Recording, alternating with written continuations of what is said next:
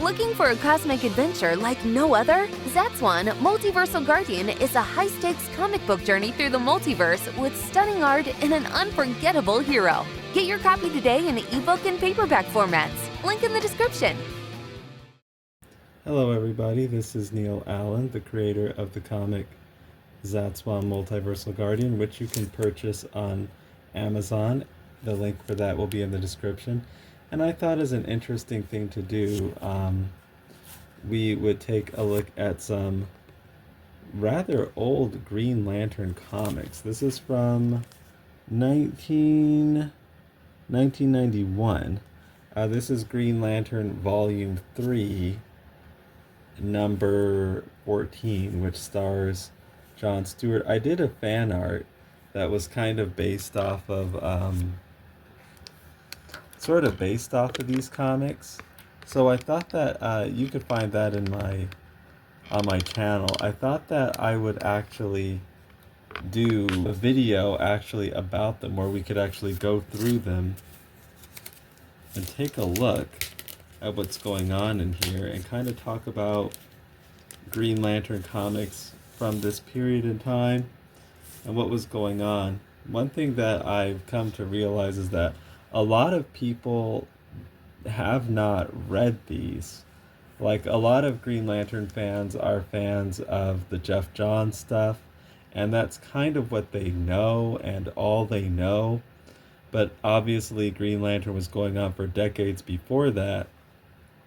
So, and interestingly, unsurprisingly, because it happens this way with me often, and I've mentioned it in other videos I've done recently, the thing that all these people like, I'm not that much of a fan of. I'm like a fan of a different version of it. So I'm not that into that Jeff Johns stuff, but these comics I actually do like a lot. Now, a lot of people don't want to talk about these comics, or when these comics do come up, the writer, unsurprisingly, has to come up, and this is Gerard Jones, who he is now most famous for getting himself in trouble. He was uploading a bunch of CP to YouTube for some reason, so he actually is a real life predator and went to prison for that. And because of that, these comics that he wrote are kind of like something that a lot of people don't want to talk about too much. I actually think that that's not entirely fair, though, because Gerard Jones, though he is the author, this is a collaborative effort. You had Mark Bright working on it as well, who passed away within recent years. And I was a fan of these comics before ever knowing that about Gerard Jones. So that was like a real shocker when that came out, and I'm like, wow, this is this is kind of typical for the character John Stewart. One of the writers that contributed the most to him ends up being, a predator. And so a big chunk of John Stewart's, comics probably are going to be ignored, moving forward, like not collected in trade paperbacks and so on, because the company DC Comics isn't going to want to acknowledge Gerard Jones. So it does bring up the interesting question of separating the art from the artist, which I know can be difficult to do. In this particular case, I can. I'm only speaking for me personally, though. And I think that's because I came to really like these comics before I ever knew that about Gerard Jones. Plus, again, like I said, he's not the only person who worked on these. Let's take a look inside, and we're met with an advertisement for Beetlejuice. So interesting. Like, this was back when comics were relevant enough where people... Oh, wait, no, this is Beetlejuice, like an LJN video game. So if you're a fan of the angry video game nerd, or if you're a fan of like classic Nintendo games, if you saw this logo, LJN, the game is it's bound to be terrible. LJN games are like really, really, really bad. They usually they used to usually work on licensed properties.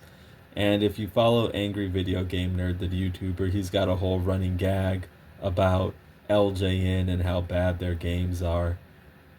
So it's kind of interesting, when we open up, we're met with an ad for a Beetlejuice Nintendo Entertainment System game. But, it is interesting to go through these things. It takes you to a different age. But getting right into the comic here. So there's a whole setup here, and interestingly, it started with the beginning of Gerard Jones's comics, for Green Lantern. He and I think Andy Helfer, the editor, is actually Andy Helfer's idea, I believe.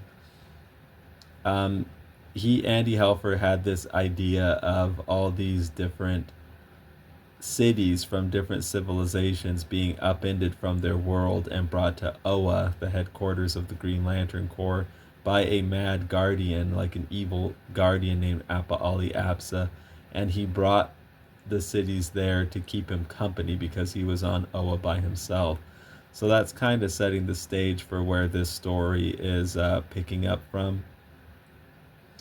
And, I think it's a really fascinating idea, and it made for a lot of, like, really interesting comics. Like, this actually is a very good and very, very creative run, and it's actually one of my favorite runs in Green Lantern. This is essentially, let's take a look at the cover again. It says Mosaic Part 1 of 4. Now, typically when you hear about Green Lantern Mosaic, people are talking about the ongoing Green Lantern Mosaic series. This is not to be confused with that. It's very closely related, but this is actually Green Lantern Volume 3, number 14. The Green Lantern Mosaic series, which stars John Stewart as well, spun out of this. So this was getting readers ready for the actual ongoing Green Lantern Mosaic series, but this is in the main regular Green Lantern proper title. It's just a Mosaic miniseries. And, this is so cool. Honestly, if you were to ask me, it's really hard to decide because I do like the Mosaic ongoing, but I think I might even like this take on Mosaic more because it's written differently than the Mosaic ongoing and the art is certainly different. And this isn't as quirky as the ongoing is, but it has its own really cool quality, and I would just say this is like a very good science fiction comic. So it starts off, it's fantastic, Winona. The others are afraid, but think what an opportunity we've been given, taken from the Earth, put side by side with alien civilizations. Wow. We are the vanguard of a new order, Winona. We will reach out. We will... Wait. It's them. It's the citizens of another world. We're making first contact, Winona, you and me. We come in peace, fellow citizens of the universe. We come in. Then he's got this surprised look on his face. These enemies here always look like they came out of a Dr. Seuss book to me. They look like something like Dr. Seuss would draw. You'll kind of see as we see more of them. But yeah, here we have some kids, teenagers, and they are brought to this Mosaic world. And this guy here who's wearing what looks like a cowboy shirt, like like how some of those country musicians wear, that looks like something kind of like that. They're actually encountering some of these aliens here for the first time. And unsurprisingly, this guy gets blasted to smithereens. Here are some of our Dr. Seuss aliens. Don't they kind of look like a Dr. Seuss, his artistic style from his books? So anyway, these guys are like, they expand without protection. They approach without preparation. They do not know the way of concentric rings. So, these aliens essentially killed these teenagers, and that basically, in the first 2 pages, Gerard Jones sets up the conflict, the catalyst for the conflict in this story. And here we're actually introduced in this particular comic to John Stewart, and Gerard Jones did pretty much his own take on John Stewart. So the character that was appearing prior to this, Gerard Jones kind of overhauled the character and made him more of this philosopher, warrior, and he's kind of a far cry from how Denny O'Neil and Neil Adams presented him in the early 1970s. You know what's interesting though is it doesn't seem completely out of left field. It seems to me kind of that the character's just been growing. You know what I mean? And especially when you take into consideration like the things that the character had gone through at this point. With the brutal murder of his wife, Kat Matui, and also the events in Cosmic Odyssey, where he, because of his hubris, he failed to save a planet. And it could have been prevented if it were not for his reckless actions. And you know, this is kind of one of these weird things that I think I'm going to talk about it. You know, that's the thing. I want to do this series, and if I go on, we'll go through the comic as much as we do. I don't know how long the video will be. Probably it could be pretty long, but it's this kind of weird thing, you know, where that these like black characters run into sometimes, where it's like they're failures. Like this character is a really good example of it. I mean, there's like something inherently just tragic about them. And you know, you're supposed to be reading these male power fantasies, but when it comes to like these black characters, I saw somebody say something interesting online. It's like you're getting an anti-male power fantasy. So instead of like presenting this image of someone you want to be like, you're getting this images of people you don't want to be like, or people who they're like losers even though they're superheroes, like Cyborg, you know, a poster child for just trauma, John Stewart, a poster child for trauma. And it's like, I don't think anybody wants the characters per se to just be winning all the time, like say if it was like Hulk Hogan. That's how people came to like not like Hulk Hogan in the mid 1990s, is that he was just winning all the time and people got sick of that. It's not that, but there's just there's just something different where it's like they're presented as these failures, these tragic failures, you know what I mean? It's really, really tiring, and it's pretty upsetting that, you know, you're coming to superhero comics for that kind of fantasy, but you're getting kind of like trauma porn from characters like this instead. And, you know, that it's haunted like these black characters for a long, long time, you know, and but let's get into actually reading, you know, some of this. So I've always been fascinated by structures, even in a pop song, even in Kern's All the Things You Are. So interestingly, John Stewart suddenly became a pianist. I don't think he was before. I don't recall that in any of the comics I ever saw him in. Not that I'm complaining, but they're doing, Gerard Jones is doing quite a different take on the character. The way the melody breaks on G sharp and then standing on an E major chord, it pivots improbably to F minor. To the ear, it's a cheerful surprise. To my mind, it's a small masterpiece of structure, every note like a girder in a bridge, riveted into a ballad. So even though this is a different take on the character, you're still, he still has the same background. He's still like the architect, and that's incorporated well. Um, Continue moving on. But when I syncopate the notes, I play ragtime. When I break every chord into its constituent tones and reassemble them, I play jazz. And I do want to like comment on the art here from MD Bright. It's really solid stuff. So MD Bright would, go on to, I think he would be recruited by probably Dwayne McDuffie, or was it somebody else? Um, I don't remember, but he would go on to do Milestone's Icon comic book, where he had, a pretty good run on that. But here he's working on Green Lantern, and doing a really good job. I really like the detail. I mean, even like uh, this machinery and stuff in the background's cool. I always like the way he did clouds.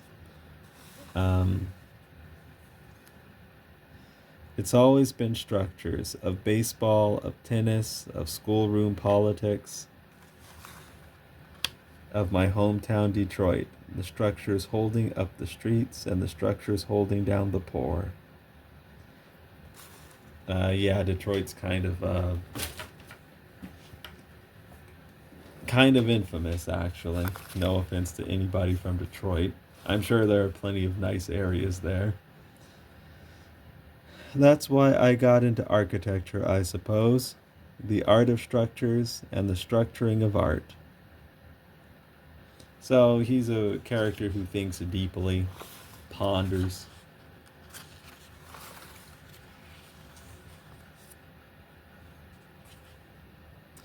You can play with aesthetics all you want, but in the end, it has to work in the real world. It has to support weight.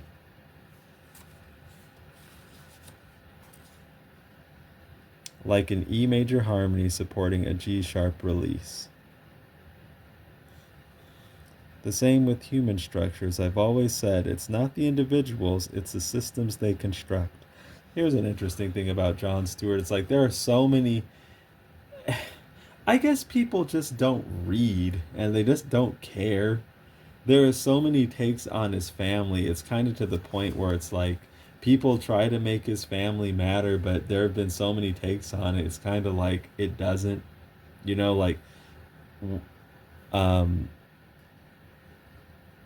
anyway, like, yeah, his family unit seems to change from story to story, and I hear he's getting another.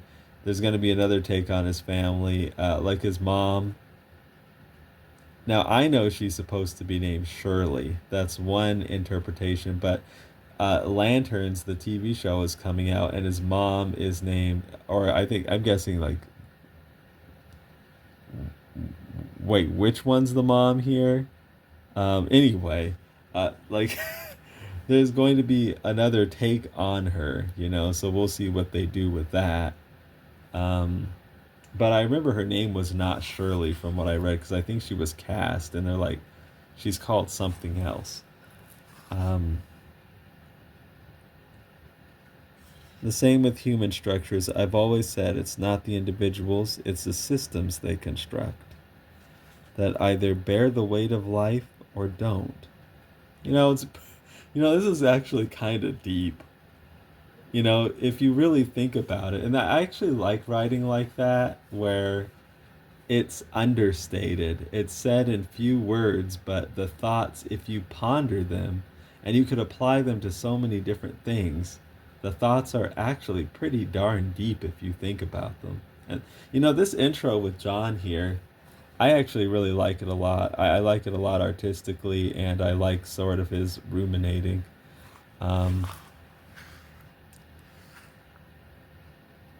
I like Malraux's line: the individual stands in opposition to society, but he is nourished by it. And the fundamental problem of the living individual is knowing upon what he intends to feed. Definitely some pretty deep thought there, even if it was like a quote. Um,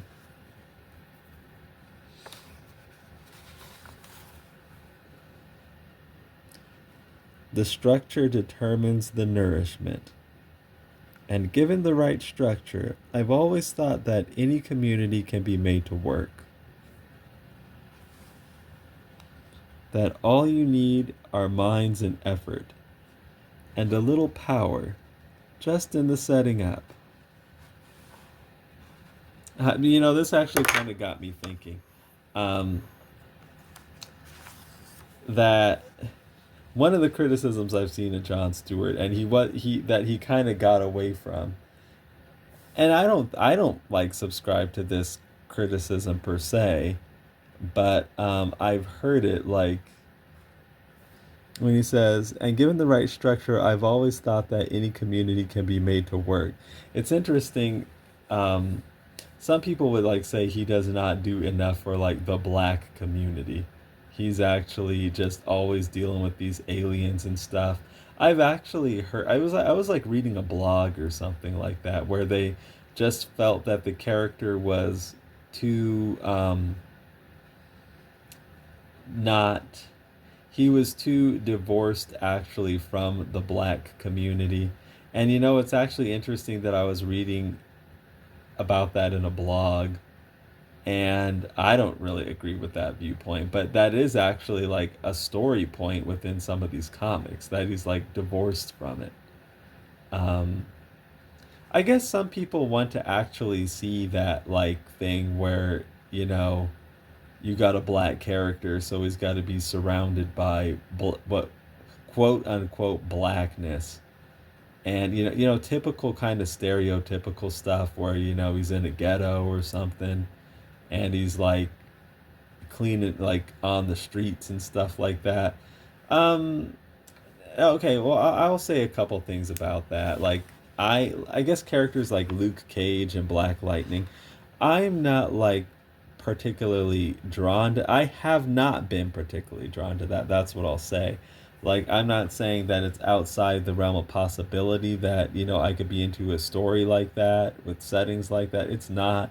I just have not been, from what I've seen, and I think it's okay. I think it's okay to have that, but not everything needs to be that. You know what I mean? So I think it's perfectly okay that Jon Stewart is out in space dealing with.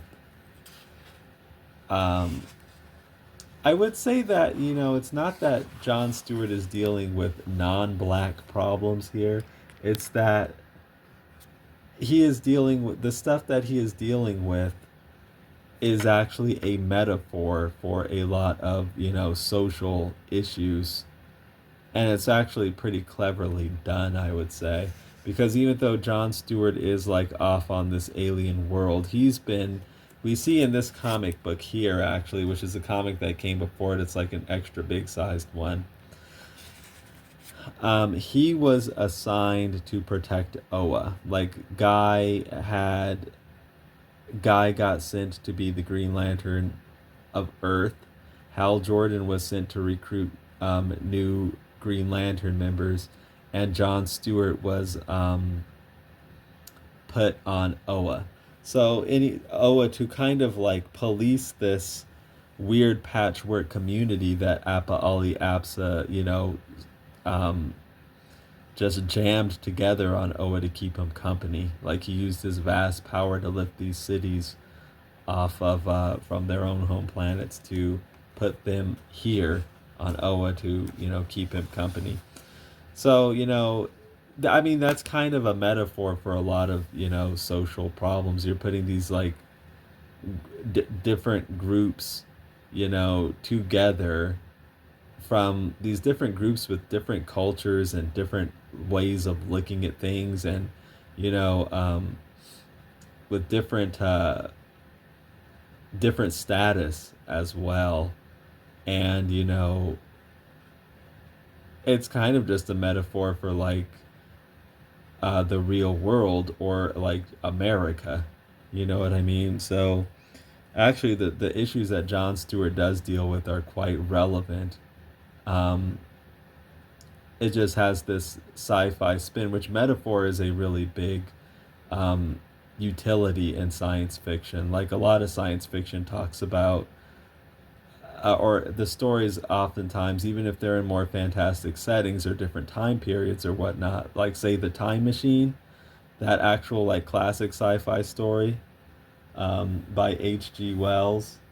Like there's a lot of metaphor going on in that, you know what I mean? So that's like that's one of the things that makes this such a great sci-fi story is it's like it uses metaphor really really well. So we have this alien world, but what's going on here with these creatures and these different people can all be applied to like, you know, our current setting. It's supposed to make you think, and these Mosaic stories actually really do. So yeah, we do have a. I should have mentioned this earlier on, but you know, stories that are involving Jon Stewart specifically. The way the Green Lantern book was working at this time in the early 90s is it was primarily a Hal Jordan book, but there was also, you know, Gerard Jones did manage to get in Guy and John as well. And this is the first time John is actually the big featured character in the book. Instead of just being there, this is actually his story. And like I mentioned earlier, the goal was to spin this out into its own book. So anyway, something's going on. Jon Stewart's ring alerts him, and the humans are getting revenge. You know, it's starting to chip. Let's do it. Chaboom. So they've broken through their wall. Though they've broken through the Dr. Seuss guy's wall. It's down. Hit him. And you know, they're not doing so bad, actually, by the looks of things. And we get a pretty interesting action sequence here. Let's rush them. Flush them out. And then, of course, John comes up and puts an end to all these people's, you know, warfare. What the hell are you doing? These beings are trapped here, the same as you. You should be helping them, not killing them.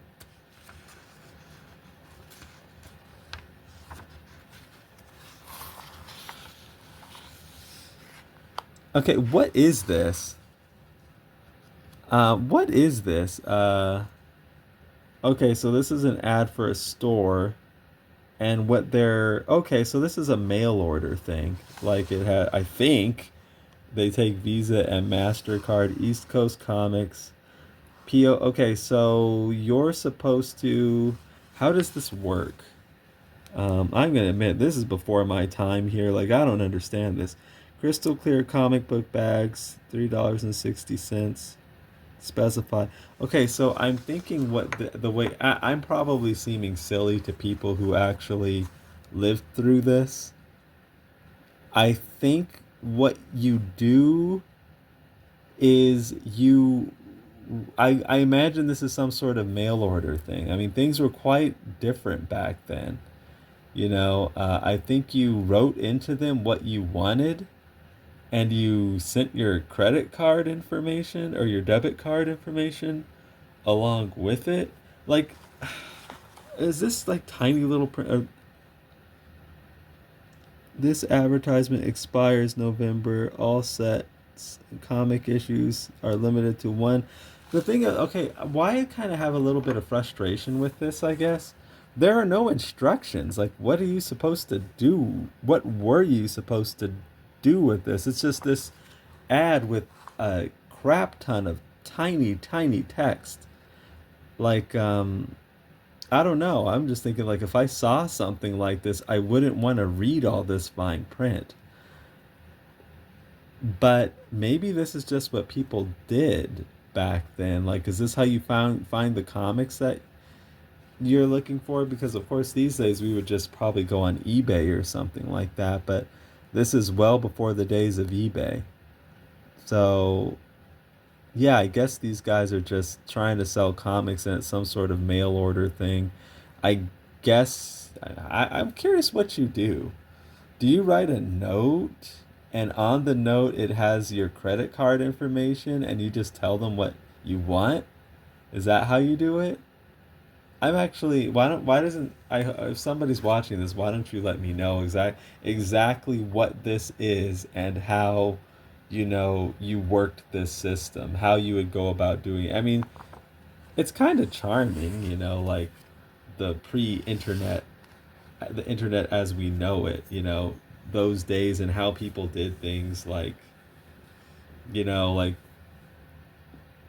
sometimes I'm watching old like shows or something like that, or I'm watching like an old thing like an old basketball game or something, or old wrestling, and some of the ads would come on and they're like for taking out personals ads to try to like get dates and stuff like that. It's interesting. It's interesting the things that were done and the ways people did them with what they had available at the time. It was different, and pretty charming in some ways. Um, okay, so anyway, only Jon Stewart would get himself in a situation like this.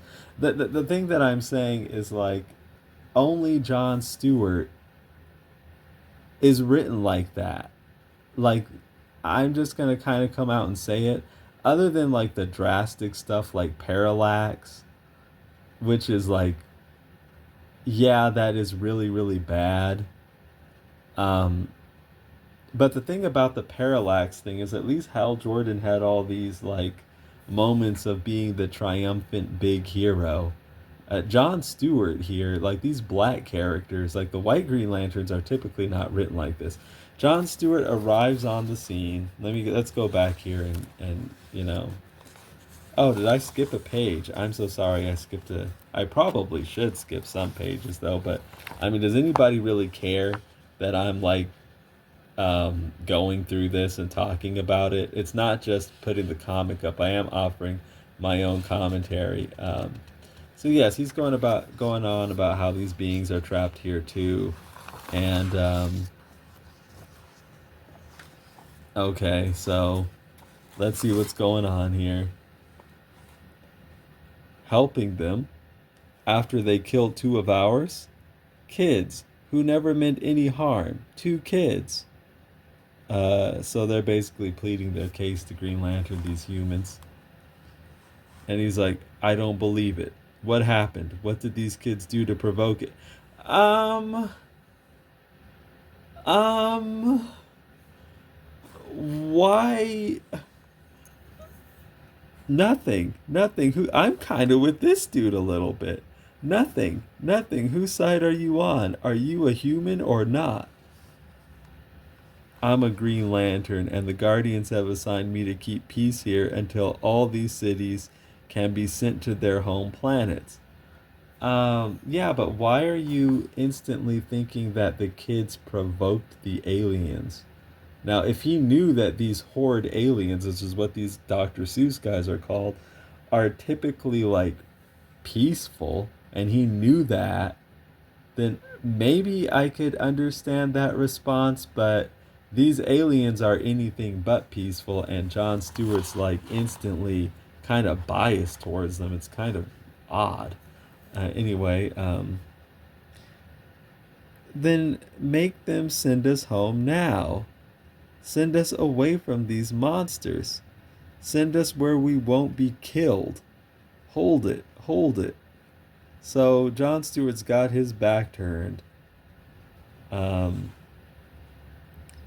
I need to get both sides here. Let me talk to these aliens. Let me work this out then. When we have an understanding. So he gets shot in the back because of his lack of taking charge of the situation. This person is dead. This one looks like they're wounded. Oh God. So And he's like, not again. So this is kind of what I'm kind of talking about. Like, the white Green Lantern characters just would not have been written like that. Kind of like this inept. You know what I mean? Like, he's always the one put in a situation where he's written like this. Like, for example, when he had to kill Kurt in Tomasi's Green Lantern Corps New 52 run.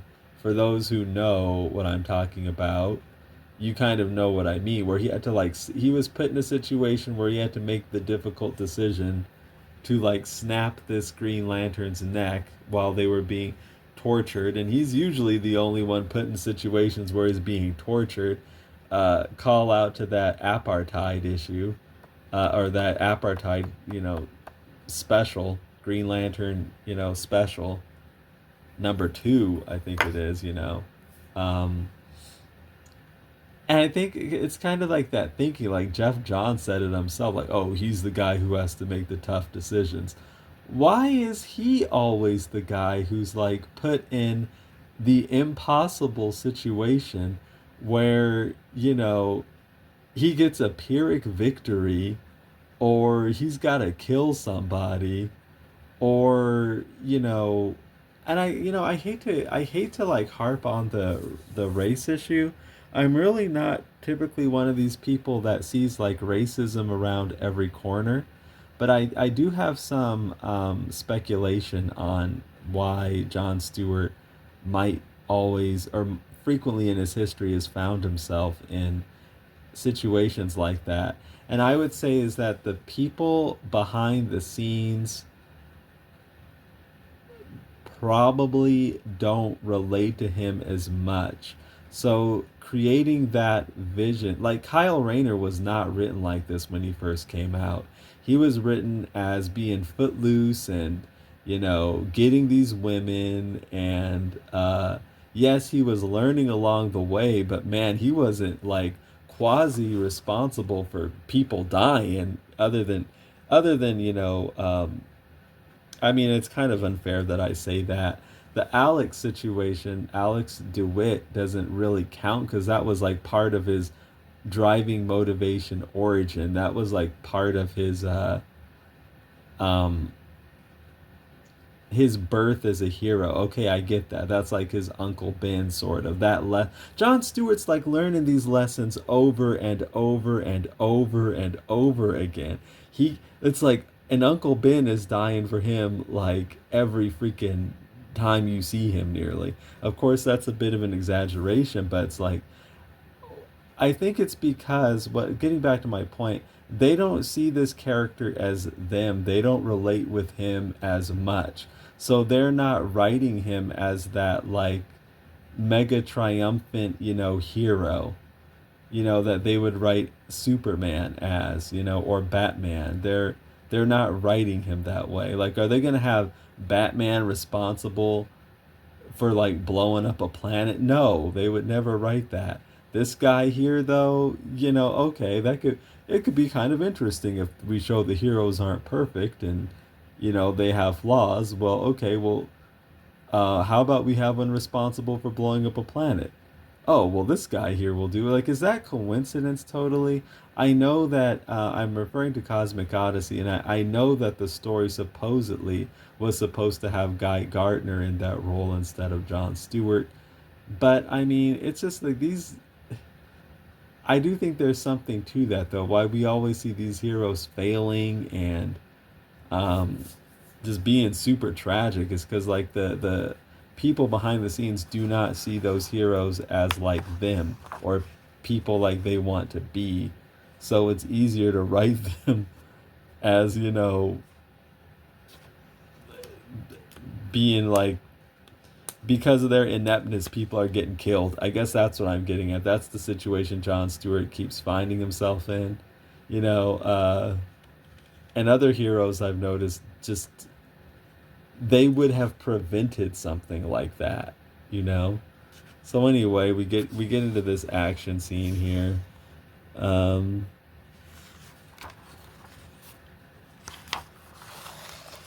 and these guys have some sort of yellow energy some sort of yellow energy, a yellow energy punch. It's some kind of, they're using some sort of yellow against him. These are back in the days when Green Lantern just had a specific weakness to the color yellow. How classic is that? So yes, he says yellow energy. Don't let them know it's your weakness. Okay, so now he knows these guys are fighting and these guys are dangerous.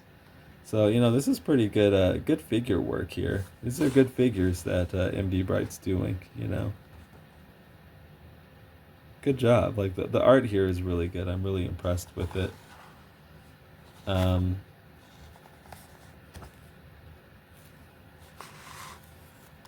So anyway, they get to fighting. There's still more fighting. I do think this is a pretty decent action scene. People do not do. I'm putting myself over. They don't do action scenes as well as I do. Like, often, I've not often seen it. In my personal opinion, like, if you check out my work in ZATSWAN, the action scenes I think are a lot. They're well above average just with how I'm able to choreograph it, so to speak. That is like one of my strong suits, like capturing action. Um, it's making it dynamic while making it very clear and also very creative. Like this, the way I stage it and the moves that are used and stuff like that. So I do take action scenes like seriously. This one isn't bad. I like some of the figure work that MD Bright's doing here. It's good stuff. Good artwork. Yeah, like MD Bright's really doing a good job on this book, I think. It's a good comic. So what John Stewart does is, I don't know what he thinks this is gonna do, but he puts a tiny, what would we call this? We can't call it a forest. He puts a mini forest in between the two civilizations, but I mean, it's not like it's the Congo or the Amazon or something. Like, this can easily be traversed. So I don't get it. I don't get it. Why is that going to stop anybody? But we'll just roll with it. So he basically puts and then he puts diapers on everybody to get them away from it, to get them to go back home, I guess. So he's essentially putting a band-aid on the situation. Like, what am I supposed to do? What is he thinking actually here? Only a short-term solution. Even I can see that. I have to get help. Big help. Okay, so he goes to the Guardians of the Universe here, and we get some, so basically Oa is desolate. We see it different ways sometimes. Sometimes it has, like, some big city on it. Other times it doesn't seem to have much of anything on it. This is one of those times it doesn't have much of anything on it. But that does make sense because the Guardians of the Universe have recently come back from some sort of dimensional retreat where they, like, went on some kind of, I don't know, mating ritual with their female counterparts, the Zamarans. That's how the previous, like, 1960 Green Lantern series volume 2 ended. Or was Green Lantern Corps at the time. Wait, no, that happened in Green Lantern, like, number 199. So it was actually Green Lantern. That's not how the whole series ended. It got transformed into Green Lantern Corps, but that's how Green Lantern ended before the title was changed to Green Lantern Corps. Man, I don't even know if that made sense to you, but it makes sense for Oa to be desolate because the Guardians have been gone for, actually, probably in the grand scheme of things, not really that long.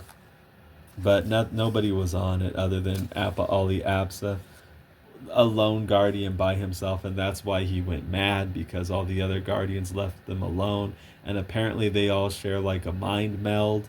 So he felt that loneliness, like, severely, because he was never used to having loneliness because his other fellow Guardians were with him. So that's why, just some more background on like how this story, got to be what it is. And anyway, the Guardians essentially tell John that, hey, this is like, you're the Green Lantern on this planet. You're gonna have to take care of that problem. They are not going to help him with it. Okay, so I actually here's an ad for the Comet. These were some Impact comics. I read like the first issue of The Fly, like he was the name of the hero, The Fly. It was kind of interesting.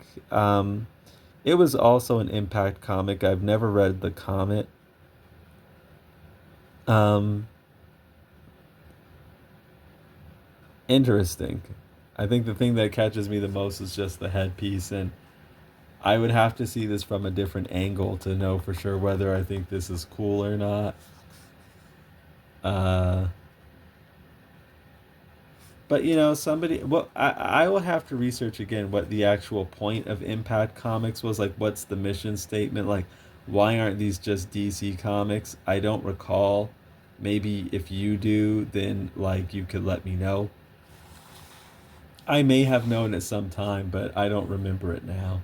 That's what I'm saying. So we get some more like really good artwork over here from MD Bright. Okay, so basically the way that this is going is he's like, we got to do it. Like the other humans are calling for help, and this is their radio. And here we have Rose Hardin, who is Hal Jordan's love interest at this time. Um, she was also mixed up in this Mosaic, crisis, as some call it, where she was plucked from Earth. She's like a farmer from West Virginia, like a hillbilly farmer. And she's trying to put together a coalition. So she's trying to, like, develop peaceful relations with these aliens. And they have their own, like, translator device that they develop somewhere. But from the radio is those other humans who were doing the fighting just a couple pages back are asking for help from other human communities that have been, brought on the Mosaic. And this guy's like, he's not a character. He's like not a named character, a side dude who's like, okay, we got to go help them. They're killing children. And Rose Hardin's like, no, like we can't. She's like, you put that down. We're trying to put together a group here, trying to get us working together. We can't start killing. And he's like, they're attacking us, Rose. You going to let them do that with Green Lantern on their side? It is pretty cool how like misunderstood John Stewart is here. It's interesting. Do we know the whole story? The whole story, and this is Rose's son, Toby. She's a single mom. He's like, they're killing young people. They may kill more, like your Toby. Isn't that the whole story? Really interesting story here. I got to give it to Gerard Jones. It's a pretty fascinating setup. This is a good comic. Like, I am actually really into this. And then we get a picture of Rose here. So, okay, so I am going to spoil it a bit here. So Rose Hardin began as like Hal Jordan's love interest, like before this. However, as she was stuck on this Mosaic world, she, through working together with him, she transitioned into being John Stewart's girlfriend. And that caused contention between Hal and John. But she is actually really John Stewart's girlfriend. Like, I say she's Hal Jordan's girlfriend, but I think why I'm hesitant to say that she's actually really Hal Jordan's love interest. If I was saying girlfriend, I meant love interest. I hesitate to say she's really Hal Jordan's love interest, even though she began that way technically. And I say that because I believe the end game for her was always supposed to be Jon Stewart. I think that, she started off with Hal Jordan to cause contention. When she actually contention between Hal and John when she actually got with John. But she's actually truthfully Jon Stewart's love interest, and we're going to actually see the seeds for that plant. I don't even want to call them seeds. This is basically the story where that's established. I think that's fair to say. Anyway, Rose concedes because the guy pulled out the trump card on her, like, hey, they could come and kill your kid next. So Rose concedes, she grabs the gun here and she agrees, to go attack these aliens. Okay, so Jon Stewart hasn't given up yet. He's still in here with the Guardians, arguing with them. Let's read a little bit of this. These cities didn't choose to be here. It was one of you who brought them here, and whether he was crazy or not, you're their protectors. And no, Jon Stewart, we have made you their protector. We have told you that we must learn new ways of maintaining the cosmic order. How you and these beings solve this trouble may teach us such new ways. And if every city on Oa is eaten by these creatures, then we will learn from that. And then John says, you talk like this whole thing is some kind of experiment. And then to that, they don't really offer any reply. So that kind of gives you an answer. They are treating this as some sort of experiment to see what happens. Appa Ali Absa did bring all these cities to Oa, but these Guardians are well, now that they're here, they're kind of interested to see what happens. When they're somewhat left to their own devices. I mean, they do have a Green Lantern there that's supposed to help them,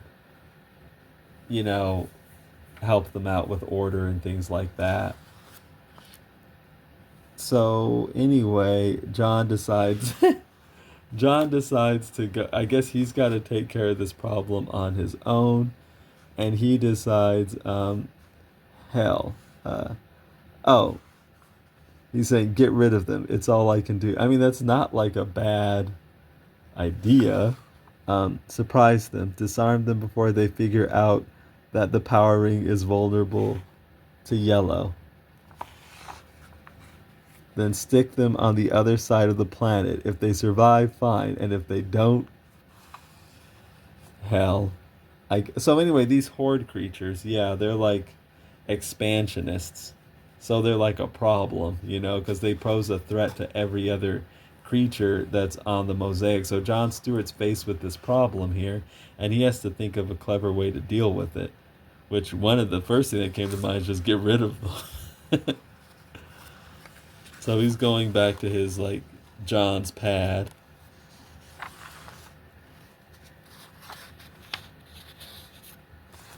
And then he's sleeping.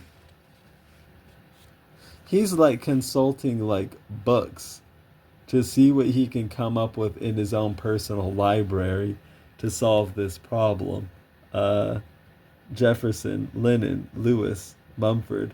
So many answers for the human dilemma, nothing for the inhuman. Nothing for me, but more questions, more terror. So I think this is kind of what it's showing about Jon Stewart. Hal Jordan would have just somehow taken some kind of action that would just somehow end up working. Jon Stewart, though, is faced with this problem, and instead of being this man of action, he's got to consult and read, books on philosophy. So it's pretty interesting, actually. But at the same time, it's kind of cool that you're getting this character that doesn't just win in some completely unrealistic manner in which you would have to you'd have to suspend your disbelief, which is how a lot of superhero comics work. But I guess what I was lamenting about is it's upsetting somewhat that you didn't often get a black character where you can do that. No, they're always the one that has to deal with, like, oh, they can't win all the time and stuff like that. Anyway, while John's sleeping, he starts hearing voices. John, trouble, John, trouble, blood, John, blood. He's like, what?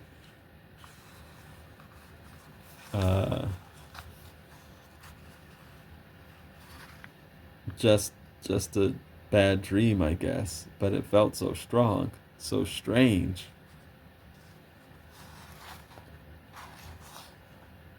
And there's so much strangeness in this place that I can't ignore it. So, he gets a premonition, and I guess he's gonna go fly out and check on his tiny little forest barrier. And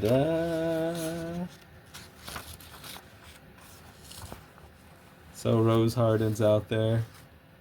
Oh Lord. And they're fighting, they're going at it. The humans are attacking the aliens, but then the aliens are gonna, got a big old turret, and they're blasting back at the humans from the high ground, and to be continued. So actually, I think this was a really good comic with a fascinating setup. I really liked it a lot. And I think the art in it is really good. The Rose Hardin character, I've always been a fan of hers. The original redhead, Jon Stewart love interest even before Hawk Girl. And this is cool. It's a good comic. Yes, you do have to deal with that kind of tragic, the overly tragic black guy character, which Jon Stewart was really fit to a T. He still pretty much kind of does, but especially back then. This is like not. It's pretty shortly after Cosmic Odyssey where he failed to save that planet. And we have our letters page. Oh, by the way, I'm gonna pick a random letter in here, and I'm going to see if within the letter it has some sort of vitriol, like, thrown at Jon Stewart. Letter pages were really fun. They're, like, fun to read. Let's pick this one. Dear guys, I love the new Green Lantern series. So far, everything's been great. That is everything but issue number 9. I don't like it because Guy stars in it. I hate Guy.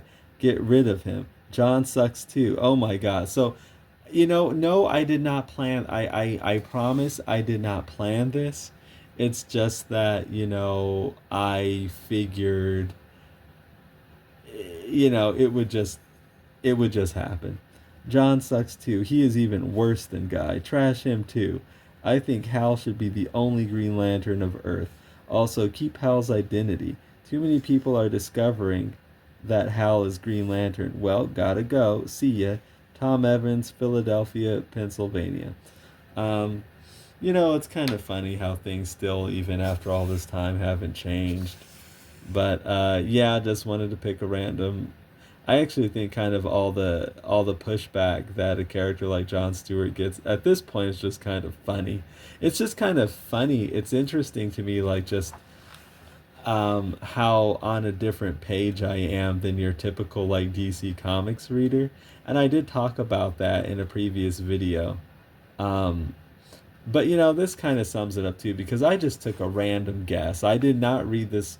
I've read it long ago, but I haven't read it within recent history. I'm just like, oh boy, we're gonna hear from some of these fans. I bet just, there's gonna be some sort of, hatred, like spewed at John Stewart some kind of way, and what do you know, there it is. It's still kind of like that, like even today. So this video's kind of gone on a long time. I just wanted to take some time and go through an old comic and see what I thought about it, what I had to say about the goings on here. This is the Atari Lynx. I do happen to be a fan of like classic retro gaming, so I never played an Atari Lynx, but I am aware of it. But anyway, yep, that's Green Lantern, Volume 3, Number 14. Thanks for joining me as we went through this comic somewhat and listening to me sort of ramble on with my thoughts. Be sure to check out my own comic, ZATSWAN Multiversal Guardian, for sale on Amazon in the link below. And pick it up and leave reviews. That would be very much appreciated. And I will talk to all of you again very soon. Take care.